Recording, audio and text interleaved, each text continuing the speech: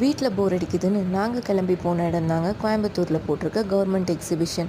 உள்ளே போய் கடையெல்லாம் பார்த்தோன்னே பாப்பா குட்டிக்கு செம்ம சந்தோஷம் ஆயிடுச்சு.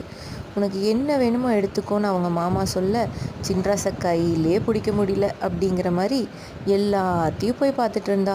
ஆனால் எல்லாமே ஓவர் ரேட்டாக இருந்துச்சுங்க. அதனால நான் எதுவுமே வாங்கலை, வேண்டான்னு சொல்லிட்டேன். கடைசியாக ஒரே ஒரு ஸ்லைம் மட்டும் வாங்கிட்டு இருக்கிற எல்லா கடையுமே நாங்கள் போய் சுற்றி பார்த்துட்டு இருந்தோம். இந்த கம்மல்லாம் பார்த்தீங்கன்னா 180 160 அப்படி போட்டு வச்சுருந்தாங்க. வளையல்லாம் செம க்யூட்டாக இருக்குல்ல. இது எல்லாமே ஹேண்ட் கிராஃப்டட் வளையலுங்க.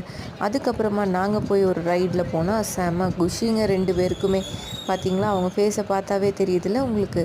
அதுக்கப்புறம் என்னோடய தம்பி பாப்பு அதிரன் 3 பேரும் இந்த ரைடில் போனாங்க. மழை வேறு வந்துடுச்சு. அதனால நாங்கள் எக்ஸிபிஷன்லாம் சுற்றி பார்த்துட்டு ஜாலியாக வீட்டுக்கு வந்துட்டோம். இந்த வீடியோ உங்களுக்கு பிடிச்சிருந்தா மறக்காமல் சப்ஸ்கிரைப் பண்ணுங்கள், லைக்